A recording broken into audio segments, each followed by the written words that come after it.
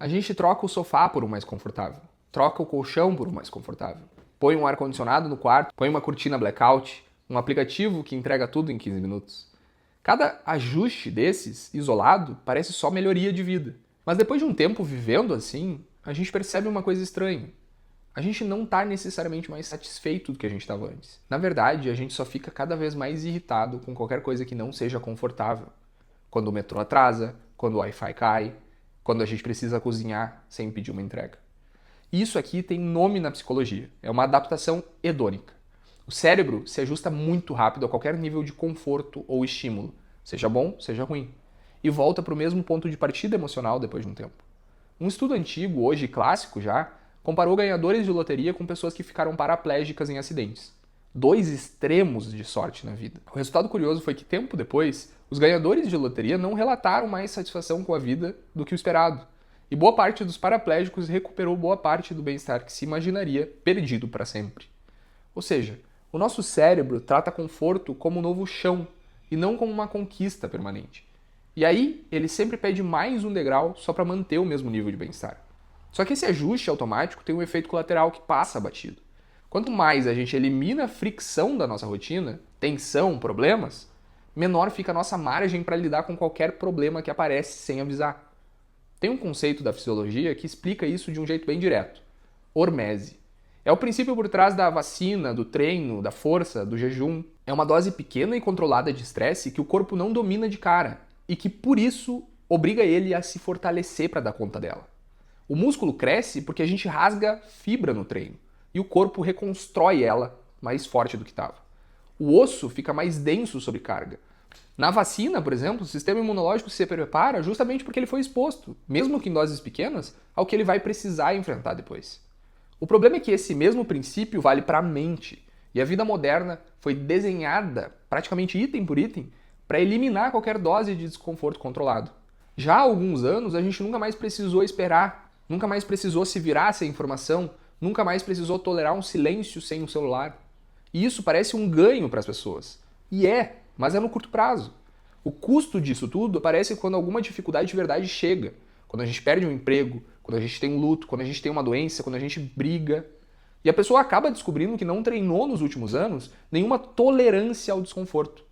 Tudo que era pequeno virou insuportável, porque a régua de comparação encolheu até quase zero.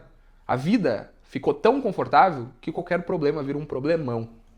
Nassim Taleb, que escreveu sobre isso analisando sistemas financeiros antes de aplicar a mesma lógica para o corpo e para a mente, chamou de antifragilidade a capacidade de se fortalecer justamente por causa do estresse, não apesar dele. E ele separa isso de duas outras categorias: frágil, que quebra sob pressão, e resiliente, que aguenta sem quebrar, mas também sem melhorar. Antifrágil é o terceiro tipo, o que ele criou, que sai mais forte depois do golpe. E ele argumenta que o corpo humano, o sistema imune e boa parte da nossa mente funcionam assim, desde que recebam a dose certa do desafio, nem de menos e nem de mais. Pense em quando foi a última vez que tu ficou sem fazer nada, sem tela nenhuma, só esperando, sem se sentir mal com isso. Muita gente não consegue nem recordar, porque qualquer segundo de tédio hoje em dia já vira um gatilho automático para a gente usar o celular, antes mesmo de decidir conscientemente fazer isso. O tédio, que antigamente era só uma parte normal do nosso dia, virou uma sensação que a maioria das pessoas nunca mais deixa acontecer até o fim. Tá, isso tudo aqui não quer dizer que sofrimento é bom por si só, nem que a gente deve buscar dor de propósito. Tem uma diferença enorme entre desconforto controlado, aquele escolhido, em uma dose que o corpo consegue absorver e sair mais forte, e um sofrimento crônico, que é sem escolha, sem limite, que só desgasta e não tem nenhum ganho. Trauma não fortalece ninguém. Excesso de carga não vira músculo, vira lesão. A dose é o que faz toda a diferença entre todas as coisas na nossa vida. Até a água pode ser veneno, se tomado em demasia. O exercício que eu costumo sugerir aqui, para quem se reconhece nesse padrão de vida sem nenhum atrito, é pequeno de propósito. Escolhe uma fricção da tua semana. Pode ser andar até um lugar perto em vez de pedir um carro, pode ser cozinhar em vez de pedir comida, pode ser ficar 15 minutos sem o celular numa fila. E faz isso com um propósito, sabendo exatamente por que tu está fazendo. E não é para provar disciplina para ninguém, é para manter ativa a capacidade de tolerar um pouco de desconforto, sem entrar em pânico quando ele aparece sem avisar. Isso aqui é um treino, porque assim como o conforto em dose certa é descanso, o desconforto em dose certa é crescimento. Ajuda a gente a voltar mais forte.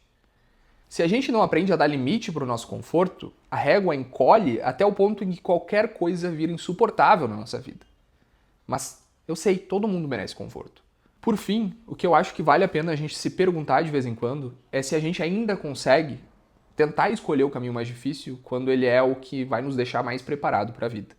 E não o caminho confortável, porque ele simplesmente nos dá mais conforto. Te agradeço por ter assistido esse vídeo. Se tu curtiu, curte aqui embaixo, se inscreve no canal. E foi muito importante ter vocês aqui. Um grande abraço e até a próxima. Valeu!